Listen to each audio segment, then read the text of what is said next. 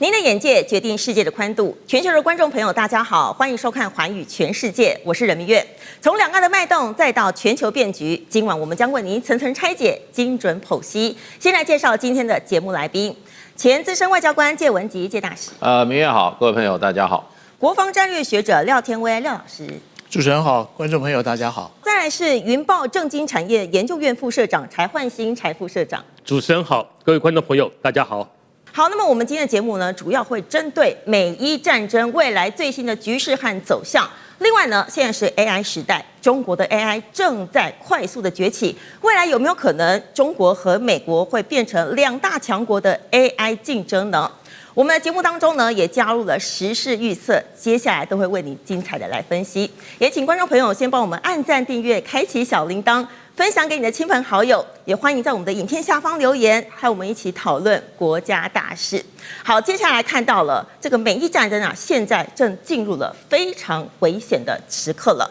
我們現在看到美國對伊朗的軍事行動啊，已經進行到第13個夜晚了。那麼他們似乎從空襲戰演變成海上的封鎖戰。好，那麼這代表發生什麼事呢？就在荷姆茲海峽，一艘駛往伊朗的油輪啊，遭到了美軍的攻擊，而受困在海上。這代表說呢，美軍已經開始更強勢的來執行海上的封鎖了。那麼不只是打擊軍事目標，海上運輸啊，現在也成為了戰場上的一部分。好，那麼美軍攻擊這一艘油輪的話，有沒有可能會迫使伊朗上談判桌呢？好像也不一定哦。我們來看到美國總統川普，他的態度是相當的強硬。他說呢，如果伊朗是不願接受美方的停火條件，那麼美軍已經上膛待發了，不排除會展開規模更大的軍事行動。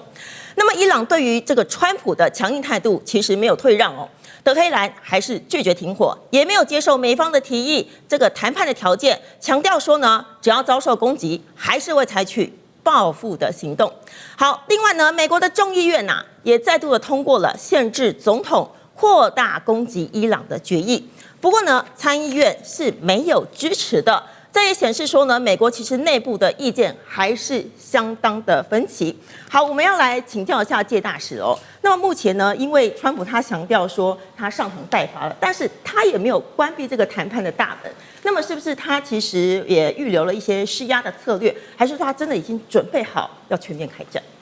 我想全面開戰是他的一個施壓的方式啦。那而且什麼算是全面開戰，對不對？到目前為止都是遠距的這個轟炸的方式。那全面開戰是不是代表這個海軍也要這個海軍陸戰隊要登陸，然後對這個地面的戰爭要開打啊？那所以現在這個情況就變成就是說，雙方應該是有接觸的管道。川普自己就證實了，因為美國記者在問他的時候，他就說：你怎麼不知道？他們一直在跟我們聯繫啊，他希望我們怎麼樣能夠坐下來跟他們談啊。所以川普的意思就是說，其實溝通的管道都在，那只是說雙方的條件沒有談攏。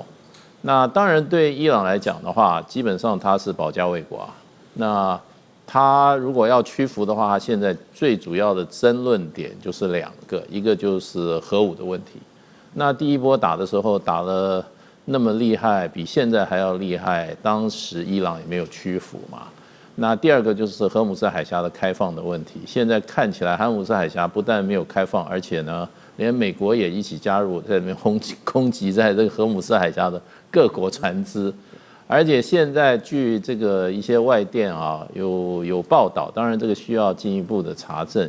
就是說胡塞組織在紅海的一端已經攻擊了2到3艘沙特的油輪了。那也就是顯示說，在1個多禮拜前，伊朗警告的說，你如果說持續攻擊的話，那我就要請我的小弟這個胡塞組織在紅海把這個曼德海峽一起把它封鎖。那不過現在伊朗隱隱約開出來條件就是說，我這個曼德海峽我只封鎖油輪，別的輪我還不封鎖。那可是問題就是說，這樣子的情況之下，第一個荷姆茲海峽全部中斷，然後這個曼德海峽又有可能被封鎖的情況之下，油價已經衝到了100塊錢一桶。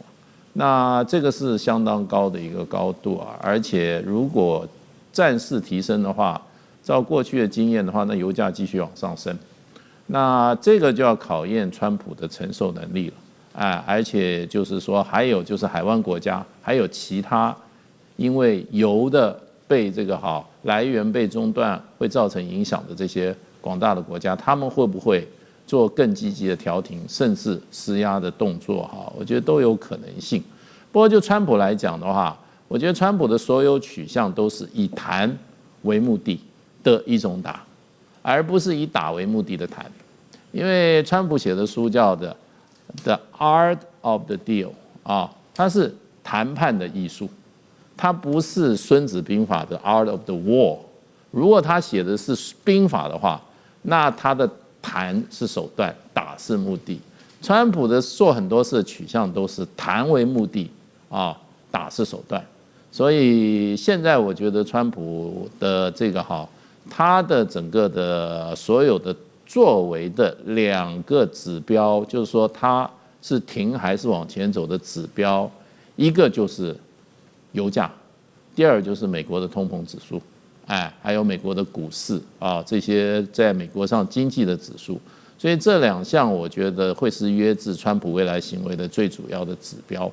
那現在情況，美軍連打了13個晚上了，那說實話也沒有造成重大傷亡啊。那我看美國公布的很多的這些攻擊的影片基本上都是軍事基地為主，大家還沒有真正擴大到民事關鍵基礎設施，也沒有攻擊主要城市。所以在這個情況之下，我覺得美國的基本上還是希望在談判桌上能夠讓這個伊朗做出更多的讓步。那對伊朗來講的話，從頭到尾就是奉陪，你打我就奉陪，你不打那我就不打，因為伊朗從來不是主動方，所以我覺得伊朗方面可以不必關鍵，最關鍵在川普本人，因為最近這個 Rubio 也特別講，他說我們這個是一個從上而下的決策制度，因為人家說你能不能去取代那個范斯，因為你很會談判，取代范斯去搞這個這個美伊的這個相關的談判。范斯他當然他不想得罪這個不是這個 Rubio 不想得罪范斯所以拒絕。可是他講法說，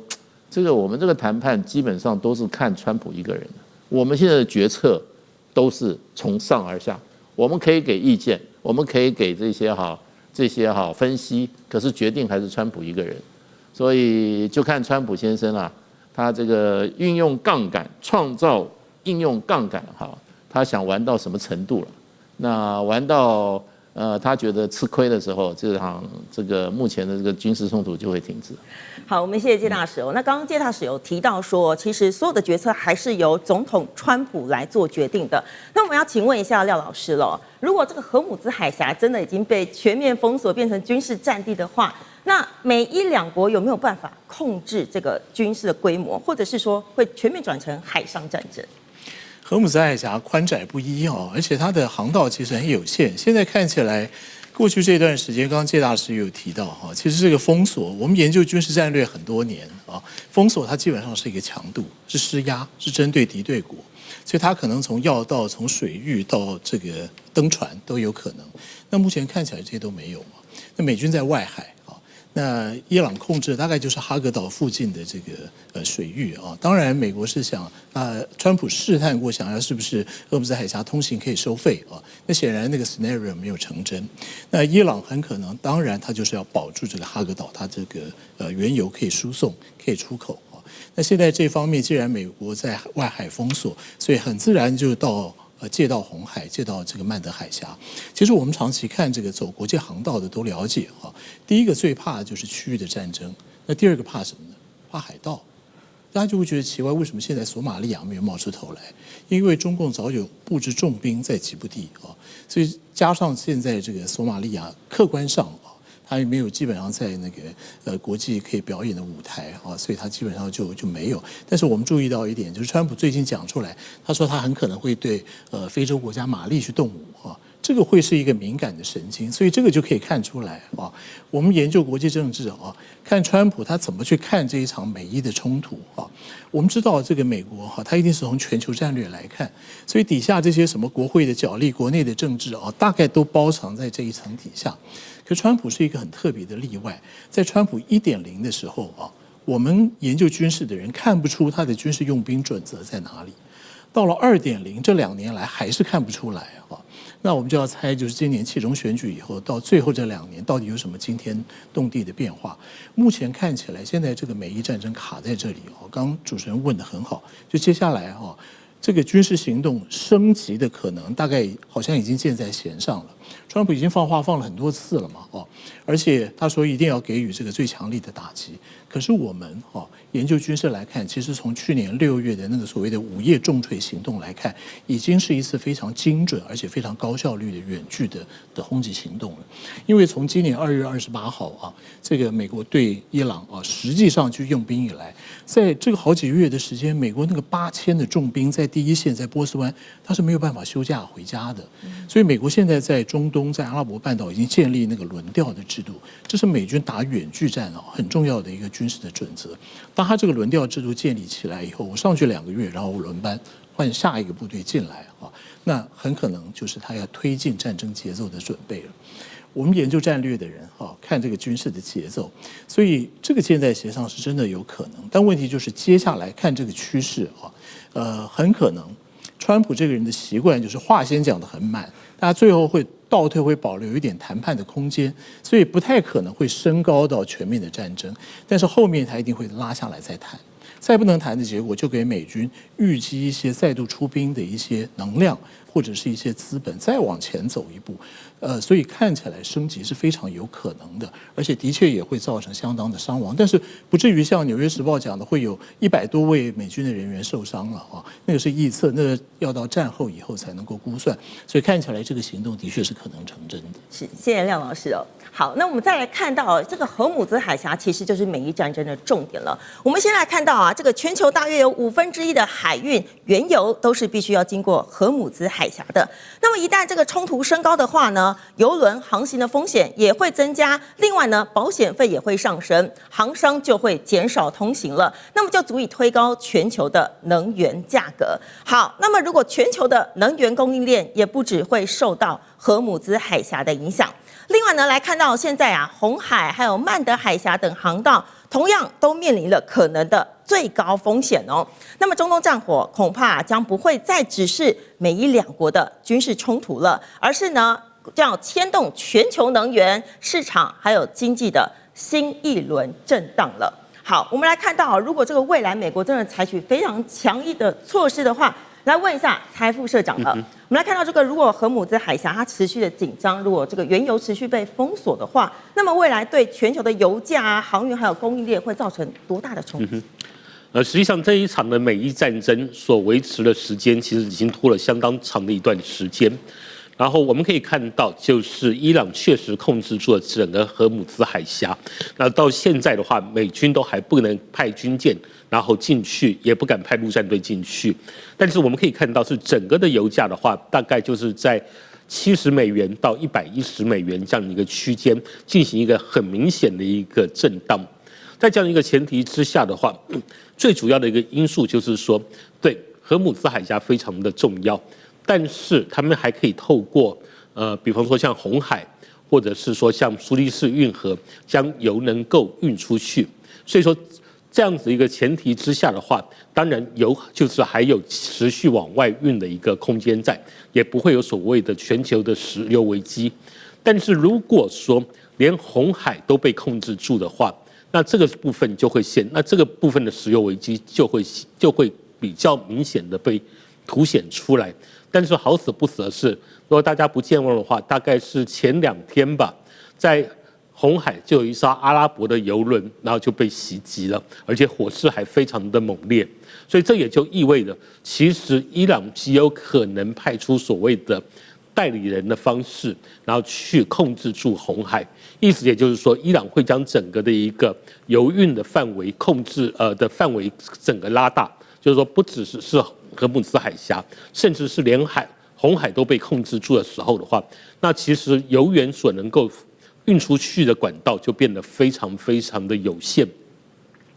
所以說目前的話，我們會覺得，如果一旦紅海真的被控制住的時候的話，那確實就會引起油價的在持續的上升。我們推估的話，整個油價應該會有可能來到$120到$140區間。但我們要想一個問題，就是第一次石油危機、第一次能源危機的時候，因為那個时候的油價的基期還是非常的低，所以說整體的油價漲了4倍左右的空間。然後第二次能源危機的时候，油價雖然是拉高了一些，但是其實整個油價的上漲應該也會是落在3倍的一個上漲的空間。然後這一次的話，實際上在美伊戰爭開始之前的時候，也因為俄烏戰爭讓油價跟能源價格持續的往上，所以說平均的價格是落在60塊錢到70塊錢美元的這樣子一個角度。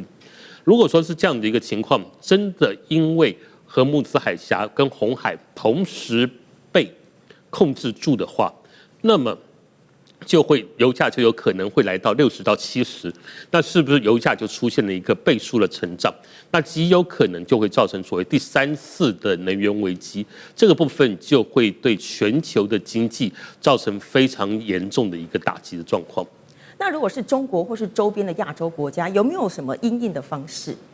實際上的話，其實對於中國或者是周邊亞洲國家這部分要有領土相連接的話，那確實我們不排除，也許是採用陸運的方式，尤其是像中歐班列的方式，然後將整個利用鐵路的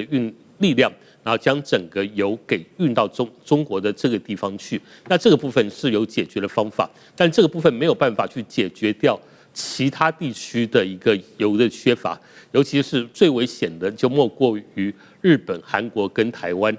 因為我們不是產油國，但是我們在油的部分，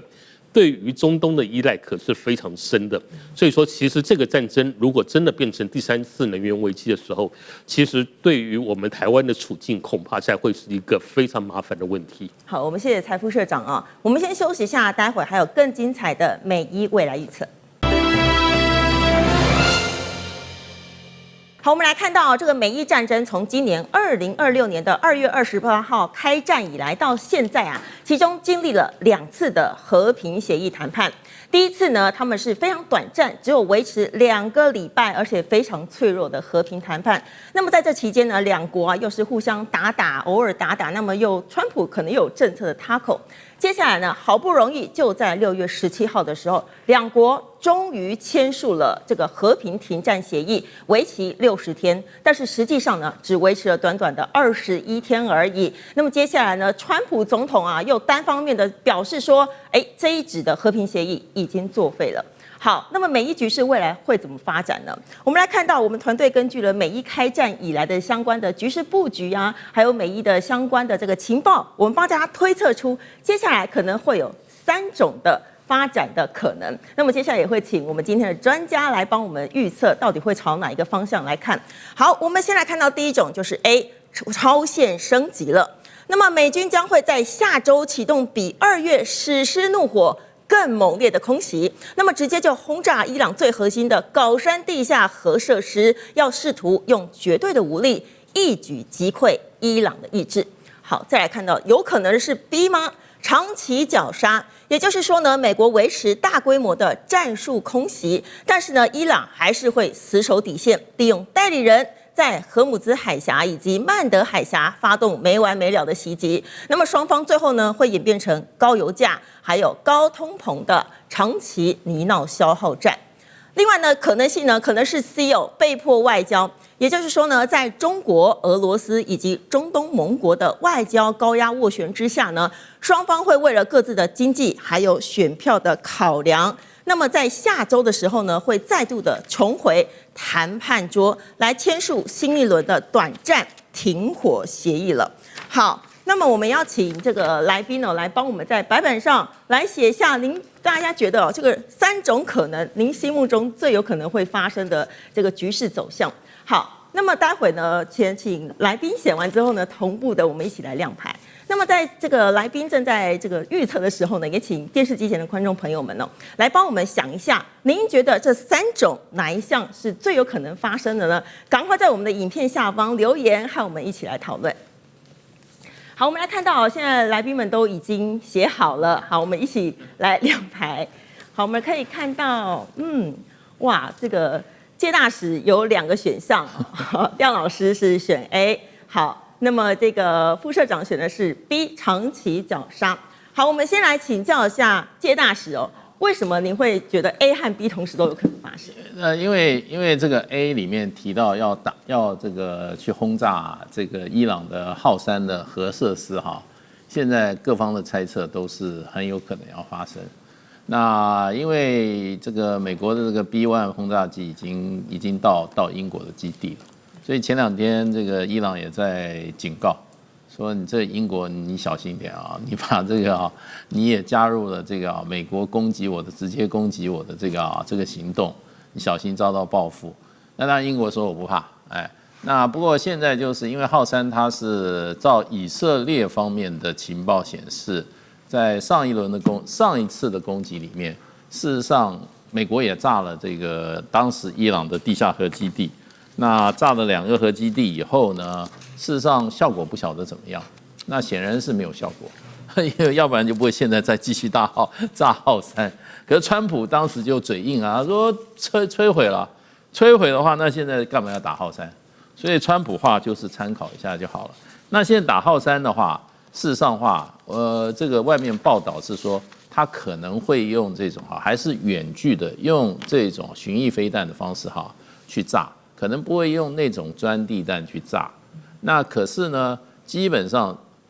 可能還是警告性質的，表示說我現在擴大了，而且我的這個重磅這種B-1 轟炸機都出動了，表示提升了。這個是一個我認為，因為現在外面都在報道這個問題，所以就是說，我覺得他可能下個禮拜很有可能會這個行動。可是基本上炸浩山並不會說一次就解決了這個問題，那中長期還是要用絞殺的方式。那也就是說，美國會維持這個大規模的戰術性空襲，然後呢，看伊朗基本上他願不願意把這個戰爭也升級。如果他把這個紅海也一起拉進來的話，那就變成就是說，那時候川普的一個選擇了，川普一個選擇。另外一個還就是高油價，所以長期絞殺目前看起來也是不可避免的一個趨勢啊，除非有一些變化。好，謝謝大使。那我們趕快再來看一下，廖老師也是選 A 耶，所以也是下個禮拜就會轟炸這個高山了嗎？其實我的看法是比較趨近介大使啊，就 A 跟 B 都有。但是我想了一下，覺得可能平均分布一下，這樣更有可看性啊。其實我覺得 A 的這個 scenario 比重是高一點，為什麼呢？因為這個升級，剛剛介大使有提到這個版本，箭在弦上嘛，就要開始了啊。川普已經講了那麼多次，但是問題就是剛剛我們有分析過，其實美國的整體國力跟他能夠打到的地方中間有一個很大的真空，這個其實是從小布希執政以來就已經發現的問題他沒有辦法在全世界同時出拳，所以後來就修正為一大戰一小戰。現在看起來，美國要針對一戰的可能都還令人質疑。後面有一些變數，比方說它的軍火供應鏈全球斷裂，還有美國現在的這個整體的軍事預算也在下降。再來這個更深的因素就是美國國內政治的因素，包括我們現在注意到的，川普上任以後大力要去破除美軍的所謂的 DEI， 就是多元包容。現在國內都已經有一些反彈的聲浪，有政治動作都出來了這個對美軍的這個整體的戰力跟士氣一定是會有影響的。我們要曉得，這個派在第一線的去執行川普意志的，就是這些人陸海空還有這個陸戰隊所以這個升級看起來軍事行動箭在弦上。因為我們古代中國兵家講說一而再再而三三而竭你重兵你不能擺在那裡，這就是剛剛講的他的輪調制度要建立起来，建立起來以後後續部隊就可以推進現在是準備要把這個軍隊要做一個兵力的投射了。所以就美國來講它是打拒止戰，但是就伊朗來講，它是生存戰啊，所以這個各方的針對的對象是不一樣的啊。美國這個箭在弦上打出去以後，它很可能啊，它其實也沒有像 B 那個所講的長期絞殺的本錢啊，因為這個也不在川普的這個當初軍事行動的劇本裡面啊，而且這個還牽涉到華府這個背後的政治角力，還有跟國會山莊的一些這個政治動作的一些攻防啊。我本人是研究美國總統軍事統帥權的，這個背後玄機更多了哈。這個川普如果說他把這個口袋裡面的戰術都拿出來的話，那真的是沒完沒了。所以現在看起來哈，就 A 跟 B 都有可能，但是升級了以後，這個打不到天花板的。我的估計是這個樣子啊，你要這個升級到全面戰爭那是不可能的啊，不太會成真的劇本。但是提升強度，然後造成周邊國家的影響，中東跟其他阿拉伯半島的國家都捲進去啊，大家都跳腳，為了油價，為了這個高晶片的問題哈，大家都緊張啊，然後這個同步來施壓啊，然後讓這個整個劇本稍微的再調整、再重演一遍，都是有可能的。所以我選A 是比較多一點。好，謝謝廖老師哦。那麼財副社長選的也是 B， 對不對？是的，選的是 B。那您怎麼看？我認為除非美國直接使用核武，否則的話，其實我們認為長期絞殺的可能性會比較高一些。第一個的話，這涉及到川普的個性的問題，就是川普是一個非常愛面子、死不認輸的人，所以說如果沒有拿到一個實質的好處的話，要美軍這個時候撤兵是幾乎不可能的事情。第二個的話，是我個人的臆測，純屬個人，就是有一個叫川普投顧這樣子的一個概念。也就是說，其實在歷任總統當中，我可能會認為川普是把個人利益優先於國家利益之前的人。所以說，其實美伊戰事這麼好的一個舞台，它可以非常直接的影響到華爾街，甚至是美國的股價指數，而且甚至是美國的媒體都長期的懷疑，其實川普也利用了這場戰爭，在華爾街當中撈了不少的好處。所以說，既然可以直接撈到好處的情況之下的話，也沒有必要這樣子去直接的去所謂的停止戰爭這樣子的一個狀況，因為它可以利用操縱戰爭的方式，然後在華爾街得到好處。而比較有意思的地方，其實是最近是美國的法說會的高峰期，所以大家都會去關注所謂的像 Intel 或者是 NVIDIA 他們的財報表現如何。但可能大家忽略掉了一件事情，其實最近有2家公司也公布了他們的財報，以及他們對於未來下半年的展望。這2家公司分別是雷神還有洛克希德馬丁。他們對於今年下半年的展望都非常非常的樂觀，而且他們的一個如此樂觀的理由，都是因為美伊戰爭都持續在進行當中，而這2家公司合計可以從美國拿到5000億美元的軍火訂單，所以說這也就代表說，美國政府很有可能還會為了這一場戰爭，在準備所謂的兵器的情況。還有5000億美元，恐怕還等在後面。所以說，從這個地方來講的話，我也不認為現在這個戰爭會這麼輕易的結束。而且換一個不同的角度，我們站在伊朗的角度來想這件事情的時候，我覺得透過外交的方式是幾乎現在是不太可能的事情，因為伊朗對於美國的信任度實在是太低了。而且不要忘掉一件事情，在美伊戰爭剛開打的時候，第一個，美國就已經把他們家的老大還有一堆的為首人全部都一次性的幹掉了。第二個部分的話，就是當初美軍做了一件最不該做的事情，也就是轟炸了人家的小學，把人家165個小女生通通都炸死了。所以在這樣的一個情況之下，就等於是國仇家恨，這點沒有辦法避免。而且的話，其實伊朗雖然對於美軍的這樣子積極的反擊是應該講說他們的原則就是以牙還牙，以眼還眼，你打我什麼，我就打你什麼。但實際上，其實按照我個人長期這一次的觀察的話，其實伊朗這次的戰爭其實是非常有節奏性的，所以他在這一次的反擊當中，第一波他是先打了你的美軍基地的雷達戰，然後讓你整個的一個防空系統可能會因此而無效。後面他打的就是美軍的空中加油機，還有就是所謂的預警機的空中預警機的部分。也就是說，真的就是說你要做得好防空的部分是非常的困難。这也就是為什麼最近伊朗可以打到約旦，這個是一個很重要的原因。然後後面的話就開始針對住在就是說，比方說像阿聯酋之類的美軍基地開始進行一些打擊，甚至是他現在已經第4波，他將整個的戰爭往外擴展，然後就已經打到約旦，甚至是打到了紅海的地方去。這個也就意味着一件事情，未來也有可能會造成了一個美軍的實質上的傷亡。所以說，其實這場戰爭，我總覺得很多的狀況幾乎都還是，雖然伊朗是最近連續的受到美軍的空襲，但其實整個戰爭的節奏，其實依然還是握在所謂的伊朗的手中。所以說，也許這是一個長期絞殺，但是美國絞殺伊朗，還是伊朗在逐漸絞殺美國？我覺得這個值得觀察。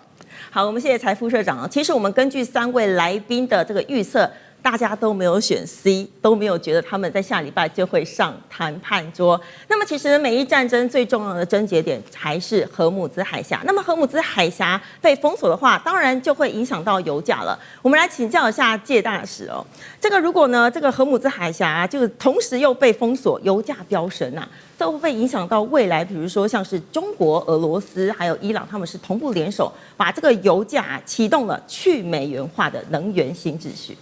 其實這裡面一直都在進行啊，因為就是俄烏戰爭開打以後啊，美國聯手歐洲，基本上動用這個美元工具、貨幣工具，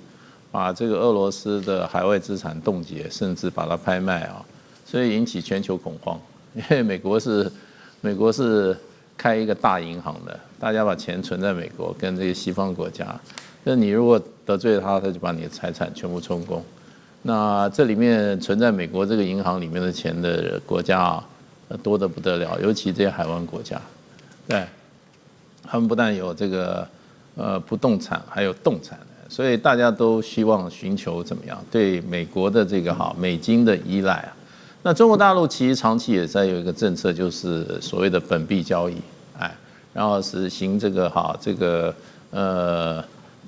這個線上的交易啊，這個電子化的人民幣啊，那這個一直在做。可是現在這一次的事情，主要因為中國大陸跟俄羅斯已經都在盡力在去美元化啊。那中國大陸事實上去美元化，它也不會做得太快，因為它手上還有很多美元。你如果把這些美元資產，你把美元一下打得很弱的話，中國大陸也有損失。所以它是這種漸進。這裡面關鍵就在沙特。沙特因為它的國家安全是建構在石油美元上，所以這個原則它敢不敢破的問題。如果說沙特也鬆口，就是說你跟中國大陸你以後就付人民幣的話，那美國對沙特的安全保障會不會取消？這個對沙特來講是一個生死抉擇。所以到目前為止，沙特並沒有做出很大的讓步啊。那會不會因為這次事件，沙特就棄美元而擁抱其他的貨幣啊？現在有這個可能性，不過對沙特來講，我覺得在他的目前這個王儲的這個登大位還沒有完全坐穩之前啊，我想沙特也不敢冒這個險，跟美國人做這種關係的基礎的一種把它鬆動的作為，所以我覺得就是說會加速俄羅斯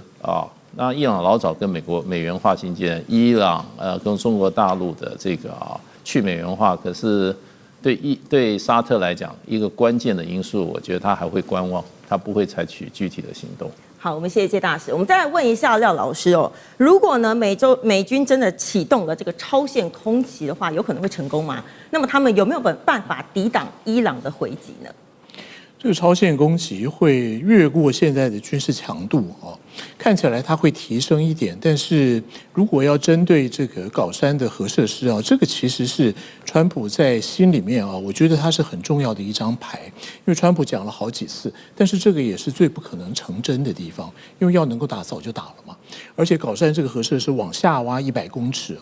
它的坑道四通八達，據說裡面有超過100具以上的濃縮鈾的離心機，可見的伊朗部署很久了。可是我們這樣看回來，世界上9個擁核的國家，如果再加一個伊朗的話，那大家都要跳腳了啊！所以美國更會抱着頭燒，所以這個是他絕對不希望看到它成真的地方。所以不管口頭上講，行動上顯示，他總要想說，我就是把搞山當目標，所以他很可能會包括在這個下禮拜所講的這個超限的軍事行動裡面啊。但是真的要摧毀的話，我覺得是不太可能的。今年2月28號，美國一開始掀起軍事行動以後啊，我就說這個可能性是低的。川普可以講，但是做是做不到的。但問題是，他一定要把它包藏在這個軍事行動裡面，一則顯示美軍沒有辦法容忍啊，容忍它變成第10個核武俱樂部的會員。再來就是這個讓美國芒刺在背啊！我已經在全球去開闢這些戰場。有人說這個川普要打拉丁美洲啊，有人說要打什麼地方啊？那川普好像對全球都有興趣啊。那我們不要忘記，還有所謂的北冰洋這些地方啊。所以看起來這一個川普針對他來做一些遠距的攻擊是有可能的，但是撼動不了，因為伊朗的空防它上個世紀以來是針對前蘇制的武器跟美制的武器，這個在本世紀大概都消耗殆盡了。但是現在從這個今年年中以來他們自力研發的所謂的拉什漢的空防系統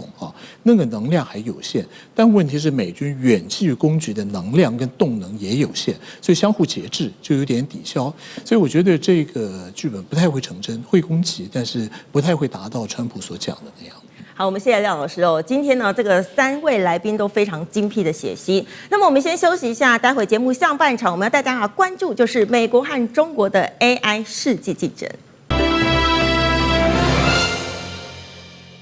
好，那麼全球都在瘋 AI， 現在 AI 就是顯學。那麼現在有一場完全沒有煙硝味的科技戰，正在悄然的改變這個社會的秩序。我們來看到了來看到 AI 霸權現在已經白熱化嘍。美中目前正在爭奪全球的 AI 主導權了。好，我們來看到美中進行了 AI 的這個晶片戰，逐步呢轉向從晶片戰變成 AI 戰。那麼目前呢，大模型主要又要決定了這個競爭的主導權。好，那麼現在呢，美國總統川普將會和這個中國的領導人習近平將會在9月24號的時候會面。那麼就在習近平的訪美期間呢，將和川普來討論人工智慧相關的議題。好，中國的外交部發言人呢林健他就表示說，中國是願意和美方共同的來落實在 AI 領域達成重要的共識。好，我們又要來請教一下介大使哦。那麼，如果現在這個美中在 AI 領域有可能會進行合作嗎？還是說他們會變成像晶片一樣長期的對抗？其實就是說，對中國大陸來講，當然希望合作啊。那對美國來講，當然是不會合作啊。對，怎麼說？要能合作的話，美國就不會打科技戰了。中國大陸的哲學，這個底層哲學是太平洋夠大，大家各自發展。然後各種突破都是可以彼此相互成就的。對，我發現我的科技出來的話，你透過合法管道，你也可以使用啊。對，沒有必要這個做這個怎麼樣做抵制嘛，這是不同的底層邏輯啦。所以美國現在事實上 Kimi K1 K3 出來以後，美國政府貝森特已經出來講了，他說 Kimi K3。有這個剽竊美國智慧財產權的嫌疑了，那就已經充滿火藥味了。對，然後最近中國大陸這個舉行世界 AI 大會，川普也注意到了，注意到他們搞了一個大動作啊，所以要好好跟這個習近平主席談談，你們到底想幹嘛？當然就變成就是說，任何一個新的科技出來它如果對人類的整體的這種發展有影響的話，通常國際社會都會想辦法來。怎麼講來 regulate， 也就是說制定一套規則，而且是跨國的規則，而不是限制國內，跨國的規則。像人類有了這個核子彈以後，馬上簽了好多條約啊，對，就簽了一個禁止核武器擴散嘛。那人類進入太空以後，馬上就有太空法，就簽了很多太空相關的國際公約。所以這個商業這個 AI 的話，它的震撼效果不亞於這個核彈，不亞於這個人類進入太空。它當然一定會想要辦法用跨國的方式來限制它的這個使用範圍或者發展，或者給予它一種這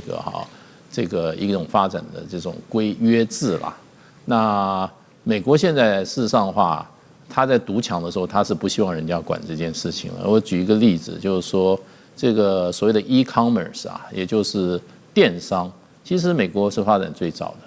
那當時在這個 WTO 就開始要討論電商怎麼樣來這個制定國際規則，美國說不要管，哎，這個東西哈只有一句話，就是自由，誰都不要去管它。為什麼呢？因為美國那時候美國是一種壓倒性的優勢，他就是說他到這個空間啊，他希望不要有規則，有規則的話限制他發展，別人不見得別人沒有這個東西，所以他就全部自由。所以可是現在這個 AI 的問題有2個 player 的時候，那就沒有什麼全部自由的不會有的問題啊！美國一定是要把對方打下來。那現在最大的問題就變成就是說，美國現在這種打法的話，美國本身很多企業會受影響，尤其就是在這個 AI 大模型上面，因為中國大陸使用開源，而且中國大陸的這個目前最新的幾支哈，他們的這個使用的。就是說它的那個費用哈要低很多，那你買美國的這種閉源的話，你就是說每個月要交的錢比中國大陸可能要貴差不多10倍以上，那所以就變成美國現在矽谷很多這些中小企業啊，還有甚至美國的很多企業，他說你不要把中國大陸禁掉，你禁掉以後，我們很多公司可能啊，大家就競爭不過那些大企業了，我們尤其中小企業。所以在這個部分的話，就是說美國內部也有不同的意見。那還有美國的學者也說，他說你很多東西可以禁，可是呢，訊息是沒有辦法去禁的。訊息是本身就在尋求一種自由，它本身有尋求自由的一種這種本質在裡面。你訊息是禁不了的。所以呢，現在就變成美國人現在我覺得還在開始思考這個問題，因為中國大陸的這個科技。這個突破的太快了，那美國過去只有在硬體上面對中國大陸進行了無所不用其極的限制，也沒成功，對不對？那你現在這個軟體上面中國大陸現在事實上的話，我覺得，如果說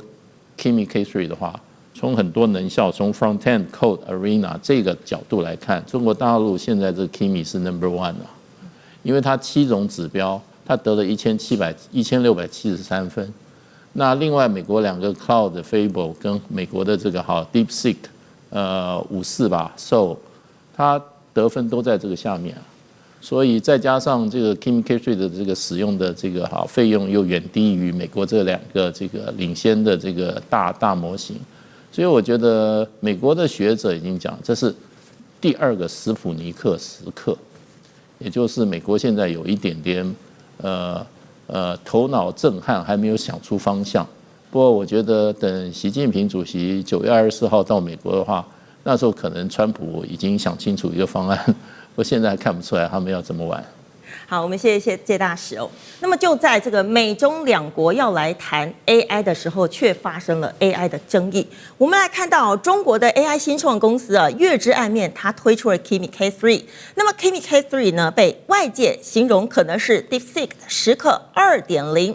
不過呢，這個美方就質疑說，這個 Kimi K3 它是透過了模型蒸餾的方式，利用美國的大型 AI 模型來進行訓練。因此呢，美國現在也正在調查當中了。好，那麼美國財長呢，貝森特他就警告說，不排除會對相關的中國企業來祭出制裁。不過呢，美國的科技圈卻出現了不同的聲音哦。我們來看到了 OpenAI 的高層表示說呢，目前其實是沒有證據來證明他們涉及了蒸餾的這個模式。另外呢，黃仁勳也表示說，他說這個中國的 AI 模型其實是非常優秀的，而且呢還應該要來使用。好，那麼美國這麼擔心，它到底是為了智慧財產權嗎？我們要來問一下副社長嘍。美國現在它針對這個中國的這個 Kimi K3 要來進行調查，那麼它是會比較擔心說，它是不是因為現在沒有證據嘛？它比較擔心是智慧財產權的方式呢，還是說它未來就中國 AI 已經快速崛起，它開始焦慮？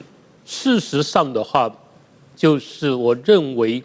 Kimi K3 確實是一個非常非常好的一個人工智慧的模型。其實當初 DeepSeek 橫空出世，就已經讓美國的包含了 OpenAI 等等的人工智慧廠商，其實嚇了一大跳。然後現在的話又出現了一個 Kimi K10 K10的話，它號稱是擁有就是2.8兆，也就是 2.8T 的一個參數規模。這個代表的意思，也就是指說，這個數值如果越大的話，它就好像人的腦神經回路一樣，會越來越精細。然後所以說，越精細的人工智慧的話，它能夠做到的事情其實是越多的。而且的話，就是說它的推出之後，讓中國大陸跟美國之間的人工智慧的差距，從原本的超過半年，到現在縮短只剩下3到2個月而已。然後，而且其實它的價格大概只有 OpenAI 的1半。所以整體上面來看，其實它都非常具有競爭優勢。而實際上，我認為它是一個很好的模型。主要的原因有2個專門的一個技術，一個就是 MOE， 也就是專家混合系統。然後這個系統的話，就是說這個 Kimi K10 原本是一個大語言模型，但它在這大語言模型底下，然後設了大概是896個小語言模型。而這個小語言模型就好像是896個專家一樣，就好像如果說你去一家大飯店吃飯，然後 OpenAI 就好像是這個大飯店的主廚師傅，他會做意大利麵，他會做漢堡，他會做中國菜，他什麼都可以做。但是現在的話，所以說他一個人要負責很多的責任。但是現在的話，你將這些責任分散到896個廚師當中，就是有專門做日本料理，有專門做中國料理，有專門做美國料理，這樣子的一個情況。而當真的有資料進來的時候，那麼其實這896個當中，他們就只要叫醒16個廚師去服務我的消費者跟我的客戶，所以說你就不需要有這麼多的同時動員到這麼多的算力出來，然後反而可以節省算力，而且可以節省耗能。因為我們知道 AI 就是一個吃電怪獸之一，所以說這個部分是具有相當大的優勢。然後另外一個部分的話，就是它有一個很特別的，就是 Attention Resistor 這樣的一個系統出來，而這個系統其實最大的差別就是一般的人工智慧系統，它能夠去讀的 token 大概是8000到1.2萬左右，而它這個部分最特別的，它可以達到100萬個 token 這樣子這麼大的單元，所以它非常有利於所謂的程式設計，尤其是長程式的設計，或者是說像我們一般的像論文研究報告的解析等等，你可以同時輸入進去，一次解決掉，而且非常具有效率的這樣一個情況。但是問題是，其實也包含了月之暗面，他們自己也承認，就是說真流技術不是他們的一個核心技術，但是他們可沒說過我們沒有使用真流技術。這個也就是說明了一件事情，就是說，對它的一個大模型底下有196個小模型，而且每個小模型都可以各司其職。但問題是，這196個小模型是如何訓練出來的？這就是一個問題點。所以說，要訓練好這196個小模型的話，就極有可能會使用到所謂的真流技術。因為其實這樣的一個推測是合理的一個狀況。因為如果說今天我們跟 OpenAI 比較起來的話，確實，中國大陸這些新創的 AI 公司有非常強的籌資能力，而且他們也確實是在陸家嘴籌出了不少的資金。但問題是，這些資金其實還遠遠不夠去支撐真正該燒錢的部分。有2個部分最燒錢，第一個就是 AI 的基礎建設，我們要有足夠的人工智慧伺服器。但是現在隨便一台人工智慧伺服器，比方說像 NVIDIA 的 GB200、GB300，一台叫新台幣1億元起跳，所以這個是非常花錢的部分。另外的話，其實 OpenAI 到今天都還在賠錢，最主要的一個因素就是他們將他們重要的資金拿去投資在 Big Data 上，意思就是說，如果你要訓練好的模型，你就要有Big Data 不斷的投入以及更新，這點也是非常重要的一個部分。所以說，在這樣一個前提之下的話，我們承認 MOE 確實是一個非常非常好的一個模型。但是的話，如果真的涉及到所謂的爭流這樣子一件事情的時候，那中間可能要受到的挑戰跟討論就會非常的多。當然，站在美國的心態來講的話，人工智慧世界人工智慧霸主的地位是一點都不容威脅，也不能沾上任何一點的陰影。所以，當他們看到了目前的 Kimi K16是一個這麼好的模型的時候，那自然的會影響到所謂的美國在人工智慧的霸權，再加上他們又是一個 open 的這樣子的開源型的模型的時候，其實即使是美國政府本身沒有在用，但是美國的中小企業跟歐洲的中小企業使用的人其實是非常非常的多的。所以在這樣一個前提之下，你要完全去杜絕它，其實也是件非常困難的事情。但是問題就是說，所以說站在美國的立場，當然，威脅美國的霸權是絕對不容許的。但是你總是要有一個借口，那這個部分當然是就是要保護他們的智慧財產權。而實際上，為了要保護智慧財產權的話，那可能就會祭出各種不同的封殺手段出來，那這也是沒有辦法的事情。好，我們謝謝柴副社長啊。那麼現在美國呢要來調查 Kimi K3 的，不過呢自家的這個 AI 啊也面臨了挑戰。我們來看到了這個 OpenAI 爆出了安全的警訊哦，他們在測試期間呢，他們的模型啊竟然自行的突破了沙盒限制，還入侵了 Hugging Face 的測試環境。那麼它的 AI 自主風險就立刻浮現了啊。那麼現在呢，人類還有沒有辦法控制這個 AI 的自主風險呢？現在是備受考驗。好，那麼這個 AI 的安全事件呢，也使得中國的模型獲得了現在更多的討論了。像是這個智譜啊 GLM 的系列的模型啊，現在也受到了市場上的關注。那麼 AI 的禁局也出現了变化了，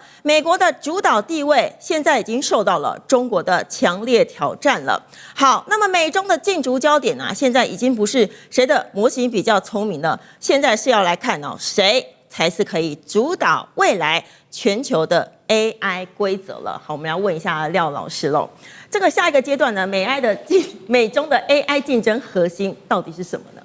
我覺得回到全球視野的角度來看啊，初期看可能是戰隊，那未來中長期來看，我覺得還是全球北方跟全球南方的競爭啊。那這個壁壘的形成，大概現在已經可以看得出来啊。從這個中國大陸來看啊，它在這一段期間大概爭取的是高科技運算或者低成本啊，但是美國方面不太一樣，美國是這晶片的戰爭啊，全球競爭跟它大部分還是使用在重裝備上，所以在這條軌道上看起來好像還不太明顯，但是中長期來看，就像剛剛所講的，這個其實是整個全球的層次的分野啊，所以我覺得基本上未來我可能還是看好中國大陸會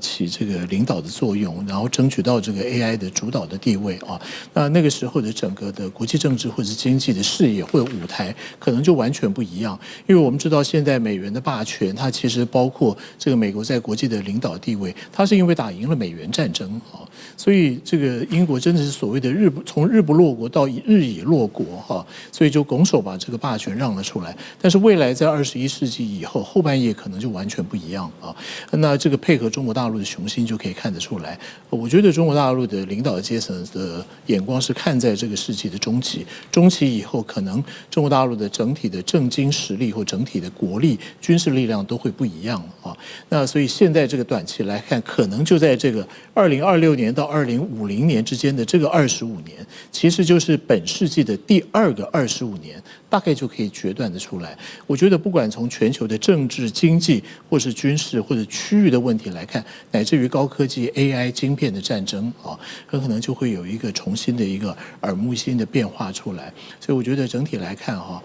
可能未來我們的確是認為哈，現在中國大陸在整體方面都已經有超英趕美的這樣的一個情況，所以未來再走下去，它的確還是有可能會成為這個世界上的主導地位的大國的。好，我們謝謝廖老師哦。接下來我們先休息一下，待會還有更精彩的美中 AI 預測。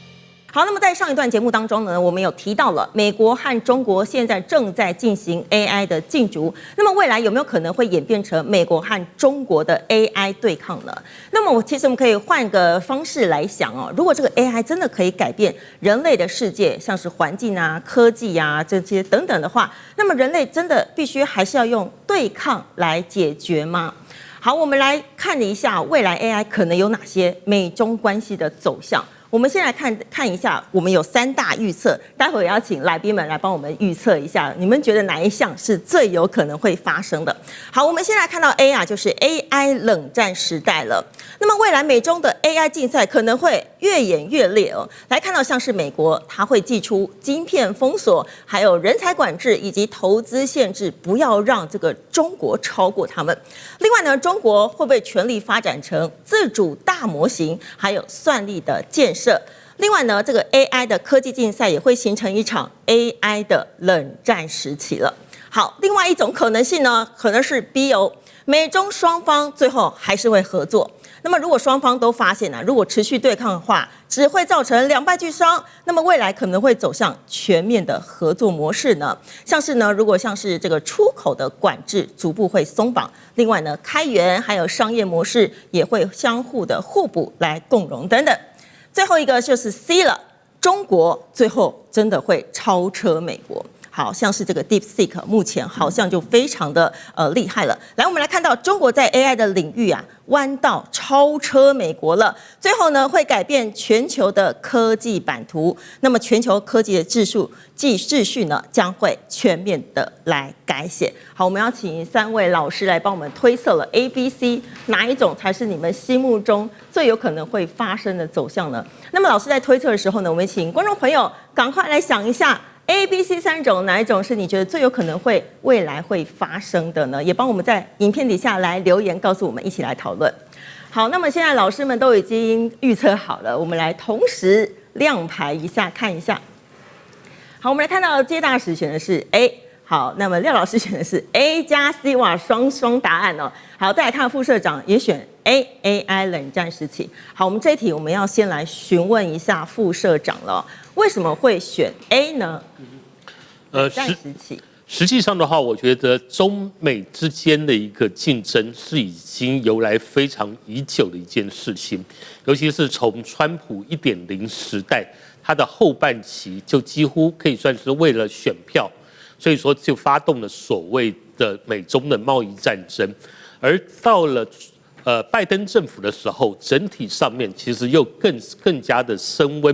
然後就變成了美中的晶片戰爭。現在進入到川普2.0的時代，除了美中晶片的競爭還在持續之中的話，其實也升格到了一個所謂的美中的 AI 戰爭的這樣的一個狀況。所以說這個部分不是說你要和解就可以輕易和解的事情。所以說我也不認為就是說對於9月的時候川普跟習近平的見面，然後談對於想要對 AI 的部分進行一個解決，我對這個部分完全不抱任何的樂觀的期待。因為如果要解決的話，那美中晶片戰爭的問題早就解決掉了。而且正確的說起來的話，美國他們的政策目標就是希望能夠成為全世界半導體產業的霸主，當然也希望的是能夠成為全世界 AI 產業的霸主。所以我們可以看到的一個重點，也就是說所謂的在拜登的時候，他在拜登時期的末期的時候，他也針對了人工智慧而發布了一個叫人工智慧技術擴散架構這樣子的一個條例，也就是說將世界的國家分成了3個不同的等級。第一個是所謂的美國的盟友，然後美國的盟友的話，當然就包含了像歐盟啊這一類的這些國家在內，然後他們就可以跟美國共享所謂的晶片跟算力，也就是說 AI 的晶片，然後我們美國可以跟我的盟友一起共享，但是中間還是要經過美國的管制，還有數量的限制，就是說，即使你是我的盟友，對不起，你們在使用 AI 晶片跟算力的數量，還是要受到我美國的牽制。然後第2類國家的話，則是所謂美國的敵對國家，這包含了像中國大陸、俄羅斯、伊朗這一類的國家，你們想要用美國的 AI 晶片，門兒都沒有，所以說他們完全沒有辦法去享受美國的任何的晶片。然後第三個的話，則會是所謂的不屬於這兩個陣營的周邊國家，但是這些國家的話，包含了像新加坡或阿聯酋，乃至於說像東協這些國家，還有包含了印度，就是通通都是在這一類的國家，這類的國家的數量也最多。然後这些的話，就真的能夠拿到美國的晶片 AI 晶片的資源，就可以算是少之又少，非常可憐的一個狀況。而且你什麼事情你都要跟美國政府來進行報備以及核准。所以在這樣一個前提之下，就可以說明了，其實美國就想透過種種的管制，然後來就是拿到全世界 AI 霸主的這樣一個霸權，在這個地方上。所以如果美中之間在政治上面來講沒有一個分歧點需要消除的話，那麼其實我認為 AI 冷戰應該就會再持續的延續下去。好，我們謝謝副社長哦。再來要問一下廖老師，廖老師是雙複數答案，選 A 也選 C， 那怎麼說呢？謝大使跟柴社長選 A 啊，所以我加一個 C 風險就高一點哈。但是我們戰略基本上看未來哈，會有一點帶着預測的成分。雖然不敢講說一定是100%成真，但是我覺得基本上這個趨勢是在的啊。我很同意剛剛柴社長講的，現在就是一個 AI 的冷戰時期，而且今年9月習近平訪問美國，我也不覺得他一定就可以在這個冷戰或者競爭高度競爭的局面裡面啊，談出什麼突破或者有什麼改變。那會不會走向熱戰啊？這個大概一半一半啊。那還是要看接下來的這個雙方的搶奪的情況。現在我們看這個科技這幾個龍頭都是兩邊押寶啊，所以你看 NVIDIA 或者是 Microsoft 或者是蘋果哈，它其實兩邊都設廠、都投資、都砸重金啊。而且這個你看黃仁勳兩邊都穿梭，所以我想他們是那個嗅覺是非常敏銳的哈，但是也不被未來設下一定的設限啊。那當然這個會跟這個全球的競爭有關係，但是我覺得基本上這個還是龍頭戰啊，其他國家大概沒有辦法多支一詞，所以看起來還是這兩個首要的集團國啊中間的競爭。那這個競爭從這個 AI 的冷戰時期啊到越演越烈啊，甚至各種的布局動作出來都是有可能的。那比較看遠一點，就是說為什麼加了這個 C 哈？剛剛其實有一點論述的鋪陳就是這樣啊，看這個整體的趨勢來看，我覺得中國是很有做一個領頭羊的雄心的。當然，現在比較可能掣肘的方面就是它的經濟發展的幅度力道是沒有那麼強的啊。那現在國內還有許多所謂的維穩的問題，但是我覺得這個跟高科技的發展，特別跟 AI 來講哦，這個是脫鈎的。所以我覺得我們還是要有一個敏銳的眼光，就是說也預先做這樣的一個準備。如果先設想到這個 C 的局面，就中國真的超車了的話，如果真的成為世界上首屈一指的國家的話，還是要眼光做這一個先期的準備也好啊。因為到時候如果說如果這個所謂的全球南方的國家在許多的方面真的是已經完全的顛覆了我們現在所能夠解釋或者是習慣的世界的布局的話哈，我覺得在這個時間點我們都要先做好一些適應和準備的。那廖老師，如果中國真的 AI 崛起的話，首當其衝會不會就是我們台灣了？我基本上認為 AI 到相當的程度應該會退潮，所以但是我們在這個時間點還是應該要搭上這一班車，所以我們本身的戰略布局上的調整一定是非常迫切，但是我們現在最缺的其實就是這一點。從整個國家戰略到能源到經濟到軍事來看啊，那這個看起來在短期好像也還是付之闕如，但是我們一定要有這個警覺性，還是要先期要做好預備的。好，我們謝謝廖老師。再來看一下謝大使選 A， 對，其實我覺得這個某種程度上其實已經是熱戰了。不過我們還是把它定義為冷戰啊，因為這個 AI 發展兩大塊啦，一個是所謂的硬體，一個是軟體。硬體部分就是芯片，這是屬於算力的部分；軟體部分就是屬於大模型，這是算力的部分啊。那這個芯片的部分已經熱戰了，哎，就是美國已經基本上已經能進的都進了，可是問題就是效果不好。最近美國尤其這個中國大陸那個華為的濤定律出來以後，再加上現在 Kimi K3 出來以後，美國就內部一片檢討之聲啊，他說我們這些科技的這種禁運也好，或者抵制也好